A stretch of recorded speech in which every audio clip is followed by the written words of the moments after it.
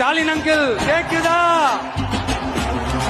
இது வெறும் சாதாரணமான விஜய் அண்ணா ஒரு மாநாட்டில் சொல்லியிருப்பார், ஸ்டாலின் அங்கிள் கேக்குதான்னு சொல்லியிருப்பார்.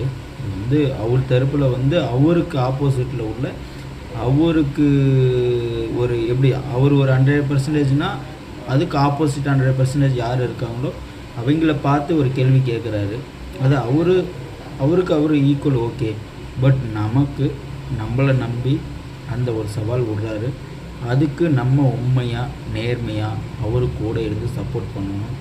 இதுக்கு தான் நான் இவ்வளோ நாளாக வீடியோ பண்ணிகிட்ருக்கேன்.